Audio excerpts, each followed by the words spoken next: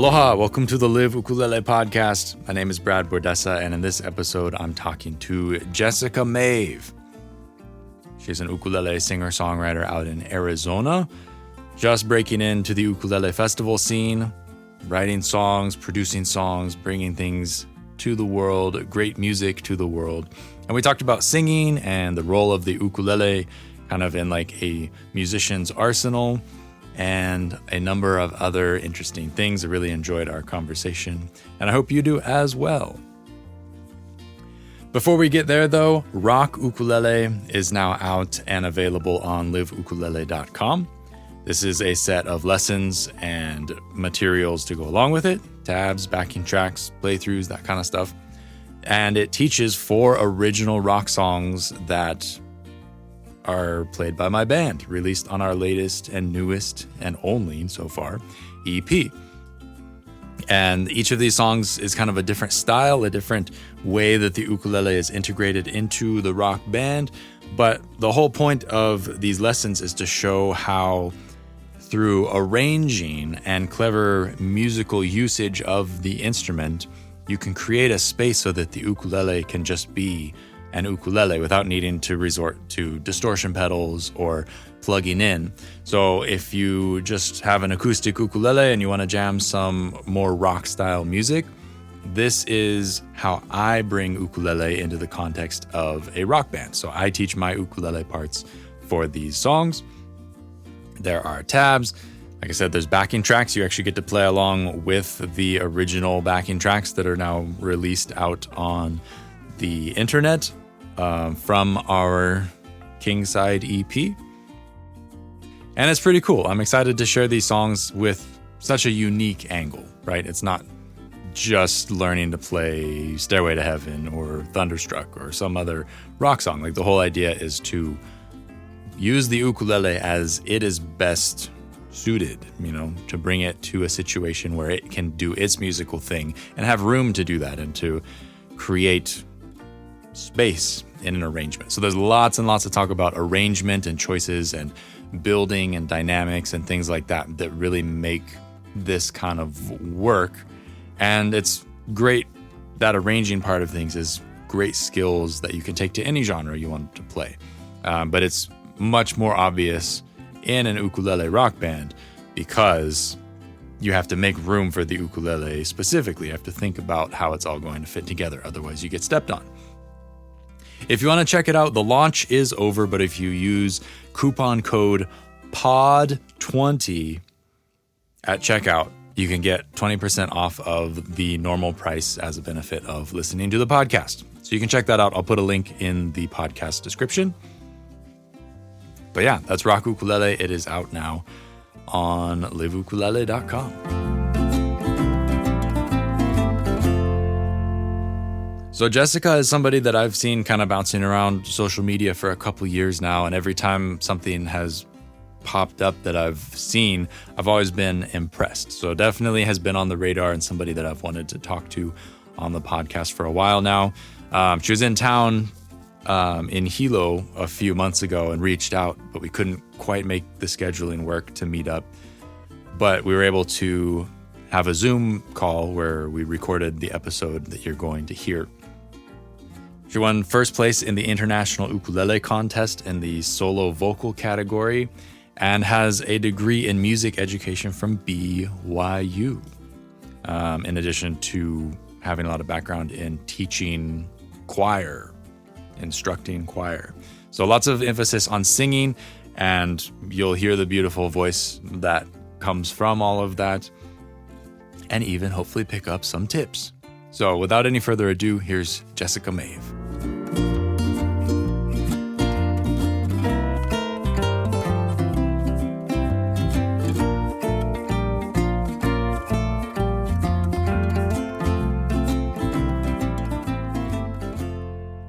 Yeah, so maybe to get started, we can talk about your background and how you kind of got to where you are now, because there's a lot of info about what you do currently and not so much about how you got here. So what is the story?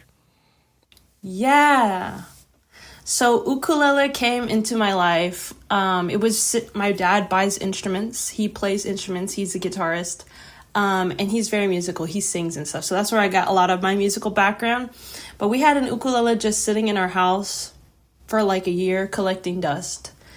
And I was like, hey, I'm going to pick it up. So it was actually I think it was the last instrument that I like picked up and like actually delved into, because I had learned violin, I had learned guitar, piano prior to this, and it was just sitting around. So I was, I think 15 at the time, or 16, and I found, I think it was one of those uke sites that has a bunch of chords, not Ultimate Guitar, I know a lot of people use that, but it was like specifically for ukes. And so I was just playing around with like what were the popular songs at the time, I don't know, like Bruno Mars. And my dad heard me, and within like the 24 hours, I think he was listening to me and was like, wow, she sounds really good. He actually went online to find a real ukulele, because he had gotten that one off of like Amazon for $30 and it sounded pretty bad, so not holding any intonation. So anyways, he heard me, and then 24 hours later I had this really nice uke for beginners, I guess. I don't think they make them anymore, but yeah, that's pretty much where it started. And before that, I had already been doing like violin in school, choirs, orchestras, playing for those school ensembles and stuff. And then guitar and piano at home. So yeah, it was the last instrument I think I like picked up, and it has been a blast ever since. Honestly, I feel like at that time, a lot of people were getting into the ukulele, like everybody and their dog was playing it. And so when I saw it, I was like, oh, it looks like fun. So, but I don't know, nobody ever like stuck with it, or has, in at least my music community and the world that I like of music that I listen to, nobody has ever really stuck with it as like their primary instrument. And so that's what I'm doing now. It is, the instrument that I play live 99% of the time, maybe 98% of the time. But yeah, so that's kind of my background there. I just started playing it one day, and here I am. I write songs. Yeah. So you have that kind of like, I would say, classical music education to bring you to that point. What was it about the ukulele that was like, I just want to play this one? I'm not sure, actually. It just called to me. So it really is. I thought it was really cute sounding. It had been in the media a lot. I think there was a lot of people who watched like America's Got Talent or Britain's Got Talent, and there was this one girl playing the uke. I can't remember what her name is. I'm sure you know what I'm talking about. Yes. And so I don't know if that was like before or after that, but it was around the same time, all this was like, oh, ukes. What are ukes? What are ukuleles? Oh, Hawaii. And so it has strong ties to Hawaii, obviously. When you see the ukulele, you think of Israel, and Over the Rainbow. So anyways, but yeah, that was my start, basically. Cool. I didn't really I think my mom started dancing, like she took hula lessons like a year before that. And so I guess I was exposed a little bit. But up until that point, nothing really. I guess I just saw it in the media and then saw it in the house. But I really love the instrument. It is my favorite only because a lot of people think it's like the underdog, and they have like a lot of bias toward it, They're like only remember Riptide or Over the Rainbow. So stuff like that. So that's why I like to play it live and showcase that, yeah, you can be really crazy on it. You can be rad, Yeah. So anyways.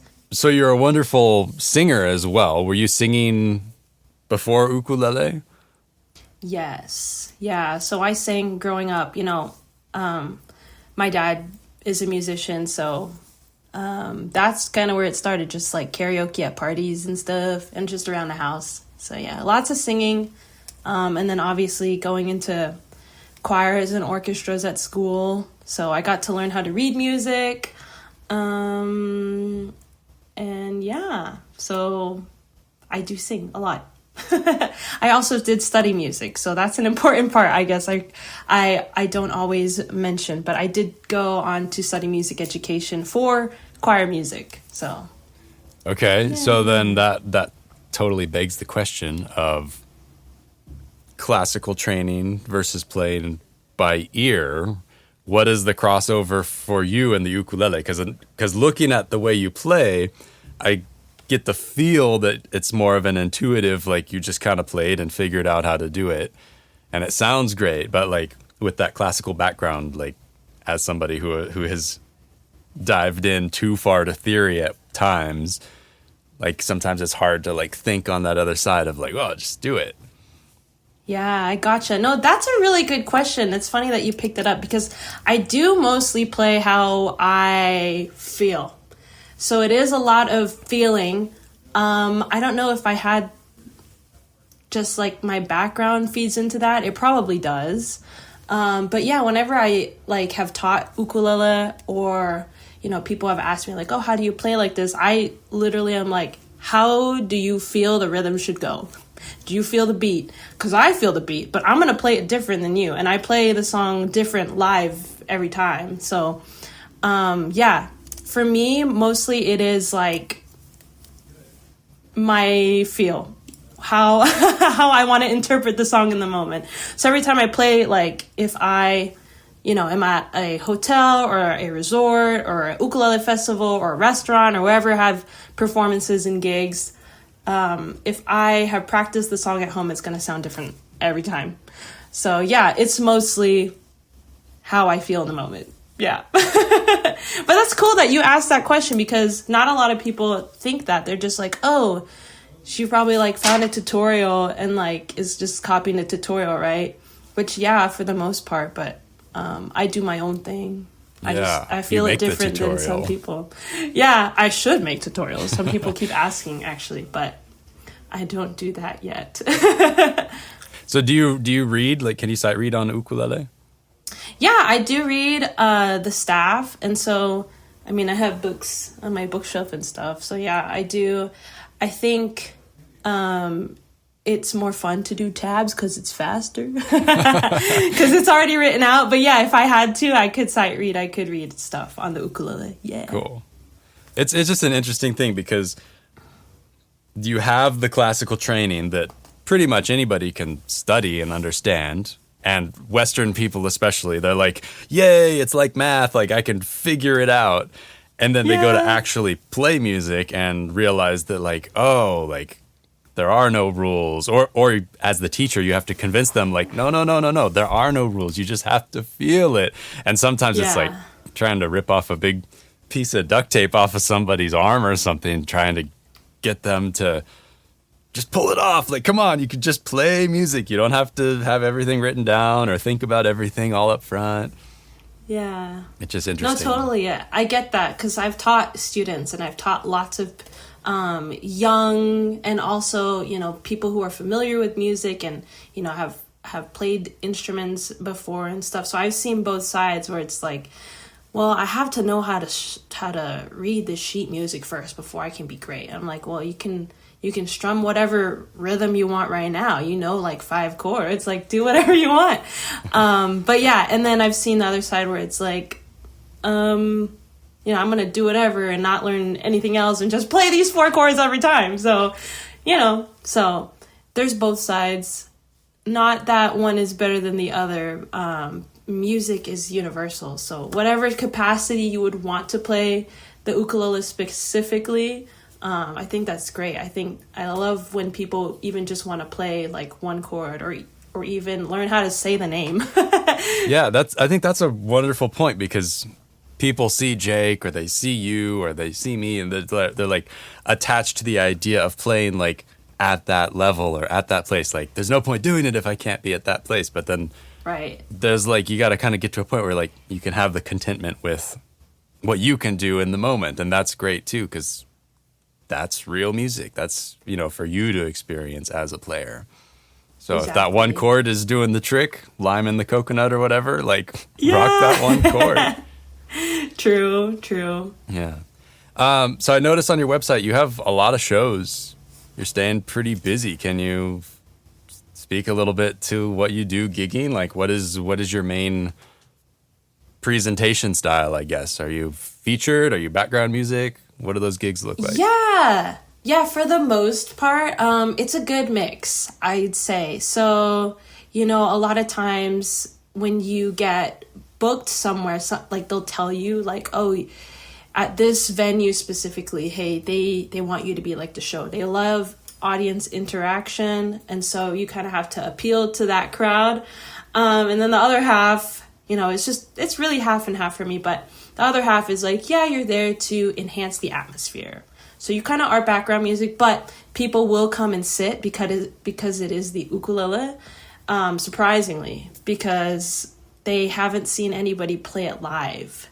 They have seen the videos, they hear the recordings, they probably visited Hawaii, who knows, and then they're just watching videos from like their travels or something, but they haven't always seen it live. So I always have like at least a few people at even those like kind of backgroundy, atmospheric performance gig type venues.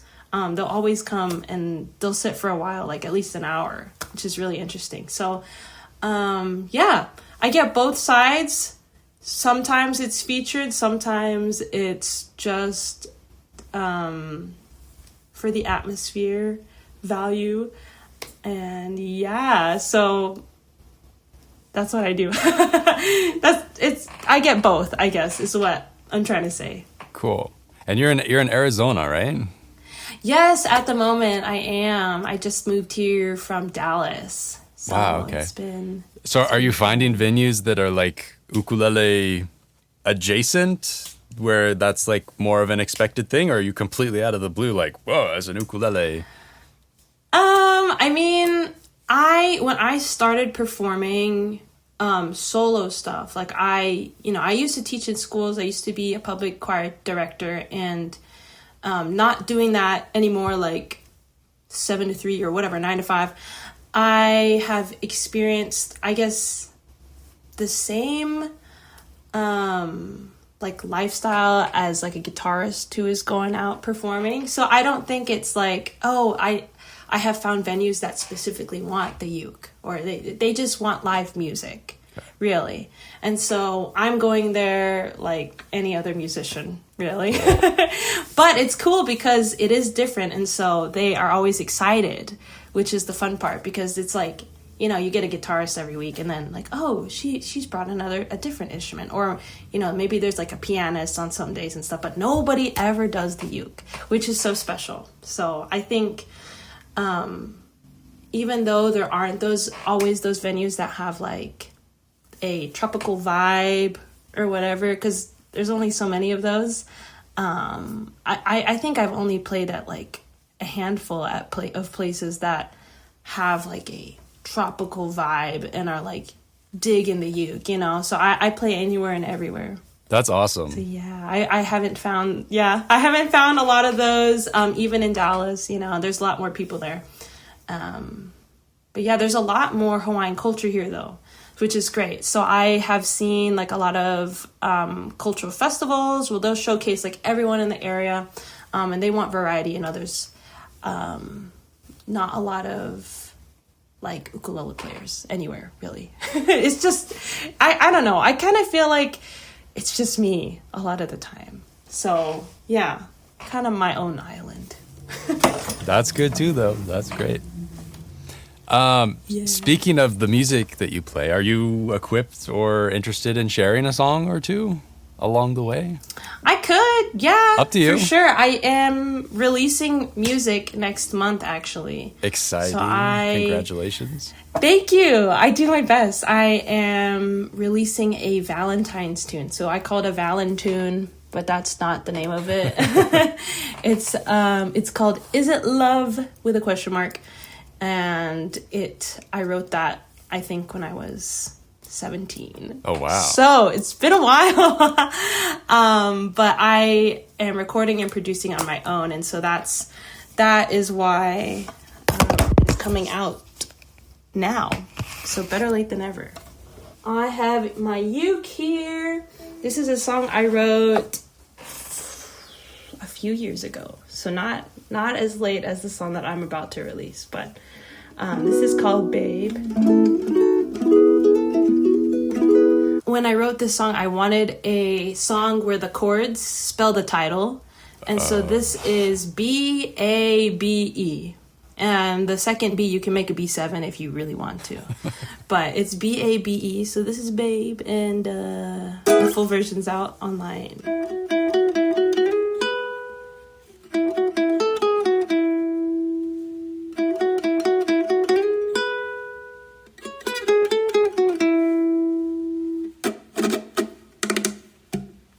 He's my baby, he's my song, like the words I sing, he's the one for me. Now play the chords in key. B-A-B-E, he's the one for me. B-A-B-E, and that's Babe. This is short and sweet, super cute. That's so clever. Anyone can play it. If they can play bar chords, they can play it. That's so clever. Thank you. I appreciate that. It was fun to write. Cool. And so are you writing consistently? You talk about pulling a song from high school age, but are you writing currently? Like, you keep that going? Yes. Cool. So I consider myself a singer-songwriter. I know a lot of people do that. Or, if you're in the gigging world, sometimes it's just covers and covers and covers all the time. But I do, during my sets, anytime I am in front of people, I do my best to say that, hey, I do write my own stuff and you should check it out. So, yeah, I write a lot of stuff. I have too much that I've written. And so I'm just now getting into the producing, mixing, and mastering world. And so that's why, I'm pulling songs from the past because I feel like the world needs to hear them. I've only played them live, so it's kind of cool that they get to be encapsulated or like solidified into the universe in some way, tangible, if you could say that about Spotify and streaming platforms. But yeah, That's super cool. Do you have a background with like music production and recording, or are you just figuring it out as you go? I am figuring it out. I mean, with my education, for getting my music degree, it wasn't a heavy part of it. So I probably took like a class and learned what kind of mics are used and how to plug them into an XLR cable. But that's about it. So yeah, I have been doing this on my own. So I'm just solo musician. I do everything. Is everything that's out stuff that you've recorded yourself? Yes. So everything that you hear on streaming platforms, that's all me. And I do. Well, you're doing a great job because it sounds good. Thank you. Yeah, I'm getting better for sure. So I actually had help in the beginning, but I've moved, and so I just have my own setup now, which is great. I'm sure you understand it. It's kind of like easier at home. It looks like you've got a cool mic there. Yeah, I have a setup. Whether it's easier at home or not is debatable because then you wear both hats and you can't just, you got to press the record button and then play the perfect take. That's true. That's as actually opposed true. To just I get being in it. the zone the whole time. But it's definitely cheaper. It is, and you don't have to travel far, which is super nice. So that's why I enjoy it. But I know some people would rather have someone else do it for sure. Anyways. Well, hearing you play, it's very evident that you have a fantastic voice and that it has been trained well. I wonder if you would share like your top 3 quick tips for people who don't consider themselves singers to get a better sound. Okay. I love this because I sing and I do music for a living. And when I got my degree, you run into those people all the time. They'll sign up for your class for choir and they have never really considered, playing an instrument or anything. They're just kind of there. They're like, yeah, I'm going to sign up. And then there are people that I meet at performances who are like, wow, how long have you been doing this? You know, I don't consider myself a singer. I think I'm tone deaf, stuff like that. So I've run into that a lot. And I would say my top 3 would just be find your favorite song and sing it. Learn it. Listen to how the singer sings it. Why do you like it? Right? Why do you like this song? Maybe it's the voice range? So just start singing is my number 1 tip. Number 2, after you start singing, you know, what's really great is you can develop your singing voice. So I would start with, you know, how is your vowel being shaped? How much air are you putting into the vowel? How much air is being sustained? So yeah, just work on improving how strong your breath is. And if you need that much breath for some songs, right? Some songs are really just like super mellow, you know. I don't know if you've heard that kind of like singer where even Billie Eilish does this too. You know, she'll kind of sound like she's singing. It's like really soft though, you know? So I would say focus on what you like to sing and then your breath. Like, how are you going to control your breath? What kind of, you know, do you want to be loud? Do you like rock? I don't know what kind of song you're singing, but yeah, focus on your breath. And number 3 would be obviously vowels, which a lot of people don't think about. They're just thinking like, oh, do I need to be in tune? The vowels will help you get there. So, you know, and with all of that, there's like so many other things like tension and like your posture, all that good stuff. But I would say the main 3 things is just sing whatever you want and then focus on your breath and your vowels. So when you say vowels, you're talking like singing the vowel instead of singing on the consonants? Yeah, so you get it. You know, if you're singing, if you listen to like have pop punk and stuff, or, you know, Blink-182, they accentuate like certain vowels and it sounds kind of like they're talking when they're singing. So anyways, there's just different styles. So if you listen to an opera singer versus that, you know, they have really round, open. So it really is, what do you like to sing? And then kind of copy that. Yeah. While focusing on, you know, breath and vowels. Yeah, I've seen several students recently and it's been like, the singing sounds great, but you're singing the consonants, you know. Like, yeah, true. You gotta like roll it over so you're singing on the vowel. Let it open up. So that's why I say breath first, because if you're gonna do the consonants, where's the air gonna go, right? So yeah, those would be my top 3 in that order. Cool, that's great. Because yeah, people are scared to sing. And it doesn't feel natural for a lot of people. And yet again, it's like, it's got to be like you hear on the radio, like it's got to be so good. And, you know, there's been a whole, like 3 or 4 generations that have been told they're tone deaf. Right. And, you know. Yeah, or like music isn't in my family, stuff like, well, you could start. It's just a muscle. I can't carry a tune in a bucket. I've heard that before. Yeah. You can. You just have to start. It just has to, you know, exposure and doing it a lot. Just like when I perform a lot. So that is why people are like, oh, well, you're so good. I do it a lot. So if you haven't really done it, you know, you can't just give up after the first try. Like, oh, I sound horrible. Well, you're going to get better. So we kind of don't super know each other. So I wonder, like, as a musician, as an ukulele player, what is your angle? What are you excited about in music and ukulele that is like makes Jessica?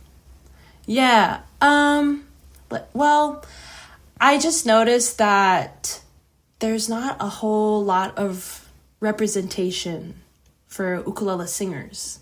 So there are people who do it. I would say if you were to look in the music world, the music community, there's everybody plays like guitar and sings. Like Taylor Swift does that. I don't actually know if maybe she does play the uke. Maybe she's done a song or 2. I don't know. But it's not like their main thing. Yeah. You know, so for me, that's why I like to step in and be like, hey, this is what I do. And the uke is my main instrument. Even though I play all these other instruments, I make it my main. I'm like, this is cool. And I enjoy doing that because I want to move the needle for the uke community in that way. where, you know, people who see like Taylor Swift and all these other artists, like they sing and they play on stage, and they play guitar, you know, maybe they have wanted to play something that is quote unquote a little easier. It is definitely easier to start, and then you can get crazy like I do, like you could do whatever you want. But yeah, I just want to move the needle and just show people that it can be rad. Like you can rock on stage just like a guitarist. You can play it any style, sing with it. You know, that's what it's meant for. It's not always just for Riptide, which is a great song. I personally just think it's overplayed. I know everybody, like, when only uke players get it. They're like, oh yeah, that song. Everybody asks me to play that if I play the uke, you know. It's a great song still. But yeah, it's more than that. You know, it's more than, you know, something like reggae or like tropical sounding that has like 2 chords, which is not, you know, bad. I'm just saying, like, they don't see that there's an opportunity for it to be super cool on stage. They just see it as like, oh, yeah. But I try to get away from that bias and just show them the gift that it is, the instrument. So, yeah. Well, that's really cool. Like, just kind of, I think that the act of normalizing it, like, no, like, this is what I do as a musician, not because I'm a ukulele player or whatever. Yeah. Like, it's not because of the hook. It's just this is my vehicle for what I do. I think that makes a strong statement, and I mean, I think there is some of that going on, but like you said, moving the needle, the momentum isn't quite there. I think a lot of ukulele players, it seems like, I'm not super hip or hooked up with the festival scene or anything, but a lot of people lean on that image of like I'm an ukulele player, like that is their persona, as opposed to just like, I mean, yeah, I play music, but the ukulele is my instrument, kind of that other angle. Yeah, no, I can see that. Yeah, so I'm trying to showcase that you can do it. It's really cool and rad, and you should. And it's possible, you know. So that's my angle, I guess. Cool. It's rad. So are you teaching much? Do you do festival stuff? I did. So I have played in 2 festivals so far, and this is like I'm going into my 3rd year as a solo music artist. Oh, so this is new. Yeah, that's why Wow. I'm like, yeah. I've done, yeah, thank you. I appreciate that. So, you know, I've never let go of the ukulele ever since I started playing it. You know, I always knew I wanted to do something solo with music, and the ukulele is that vehicle for that. So, one, I was invited as an artist, and the other, I was playing at someone's workshop that they invited me to. So, the first festival that I ever played at was the LA Ukulele Festival, and Bernadette, she was super nice. I don't know how she found me, but she reached out and was like, hey, I'd love for you to showcase what you do at my workshop. And it was her beginning ukulele workshop. You know, she was teaching like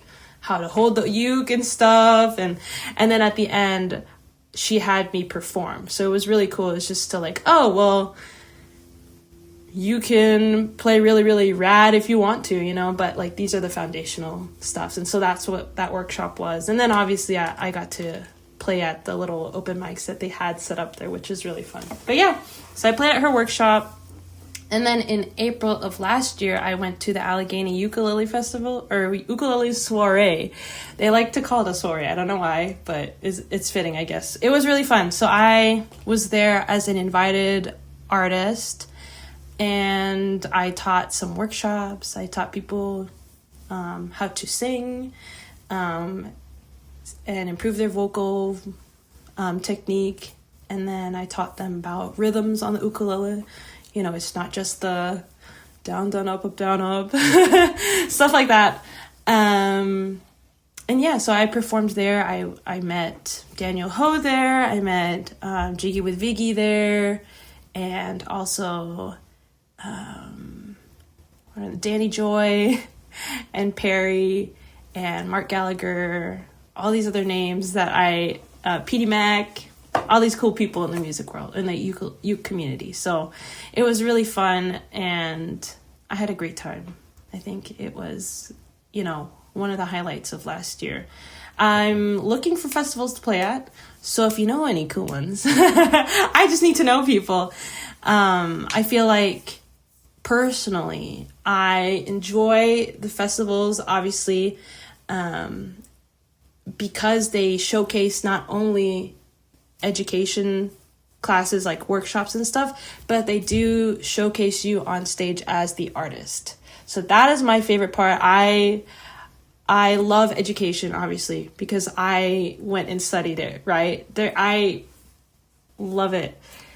I love performing more. And so that's why I had stepped away from the classroom, and I'm now doing this now, going on to 3 years. So yeah. Cool. I love to hear the performance lean, because everybody gets lulled into the sense of security that education provides. I mean, it's definitely, it works for a lot of people. It's not everybody's cup of tea, for sure. And, experiencing this versus being in the classroom full time, this has been super fun for me.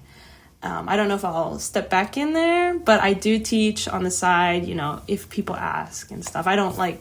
I used to say, hey, I teach lessons. Would you like to take them, right? But now I've stepped away from that, especially since moving here. So, if people ask me, I am totally willing if I have time in my schedule. Well, what is on your horizon? You're talking about releasing some new music. What else do you have in the works? What is the dream for 2026? Yeah, so, because I'm so new, but I have, all of these experiences, I just want to share that with people, and I want to grow my community and show how awesome the uke is. I just want to share the joy of the ukulele. That's my main goal. Show that it's really awesome, it's rad, you can play anything. I have lots of performances coming up for sure. I perform every month. I'm performing every week, and you just have to keep up. I had to keep up with myself. I'm producing lots of stuff for later this year, other than the single that I am releasing next month. So yeah, I will be producing, mixing, and mastering when I'm not performing and practicing for performances. I have lots of shows down in Dallas, which is super fun. So I go back very frequently because, that's where my music community scene, half of it is. So I travel there. So I'm going to go there in March and play some performances and stuff. And then I got some wedding performances. People ask me to play at their wedding or wedding reception ceremonies, stuff like that. So yeah, I have a lot of performances lined up. So that's what 2026 is looking like. I'm looking for festivals, like I said. I just, I'm still trying to weave in and out of where to fit those / if it will, enhance what I'm doing right now or, if I just need to focus on producing. So I don't know. I'm kind of doing anything and everything at once. So it's is it a festival really what I want to do right now? Not that they're bad. It's just, do I have time for it? Right. And I'm traveling a lot always. So it's just, there's a lot going on. Yeah. But I'd love to do more. If I could do at least one a year, that would be cool. I know some people do a ton a year, and I'm like, that's rad, rad for you too, but yeah, so it's just a lot right now. I'm going to find my groove for sure. Maybe I have a goal of doing more festivals, but at the moment I'm not super worried that I'm not doing a festival this year. There's other festivals I'm doing, just not specifically for uke, Well, where can people find your music and more about you? Yeah, you can go to jessicamaeve.com. I am on social media as well. I'm pretty active on Instagram. So I am on there. My music is on Spotify, Apple Music, all that good stuff. Any kind of streaming platform. I know my cousins are super young and they're like, we listen to you on Amazon Music or something. So it's like, oh, I guess I'm on Amazon too. So yeah, you can find me anywhere. And if you want just like direct links and stuff, just go to my website, jessicamaeve.com. And it's Jessica Maeve. It's not a very common name, I feel. Are you on Bandcamp? I am not. I actually considered it, but I don't know. I've never been on the platform, so maybe that's something I go into. I've been trying to push people on the podcast to somebody's Bandcamp just because it tends to pay off more for the artist to sell their stuff on there. Oh, obviously, yeah. No, I feel that's great. I'll look into it. Yeah, it might be a nice next step. But thank you so much for your time and for joining me. Yeah, of course. Thank you, Brad, for having me on here. All right, want to mahalo Jessica for taking the time to talk story with me. You can check her out at jessicamaeve.com. That's Maeve. On Instagram, jessica.maeve. And on Spotify, you can check out the original music that is being released there all the time. The newest one is called Is It Love? So go send some love her way, check out some more of her music, and hear all of the lovely things she's doing with the ukulele. And if you have any hookups at ukulele festivals, well, enough said. Thanks for tuning in. The Live Ukulele podcast is published on the first Saturday. I almost said first and third, but that's not the case anymore. It's just the first Saturday. It's really eased up the editorial calendar, made things a lot more manageable over here. So that's a good move, and we're probably going to be sticking to that for the foreseeable future. First Saturday of every month. My name is Brad Bordessa. If you like what you hear, please subscribe and or leave a review of the podcast. And if you want to throw some weight behind the free content that I create, please head over to liveukulele.com/support or liveukulele.com/store and check out the lessons that I've got over there. Grab a lesson or two. All of that goes directly into supporting things like this podcast and all of the free content I create on liveukulele.com, which is ad-free. What a concept in this day and age. All right, wishing you the best out there. Keep on jamming. I'll see you in the next episode. Peace. Ahui ho.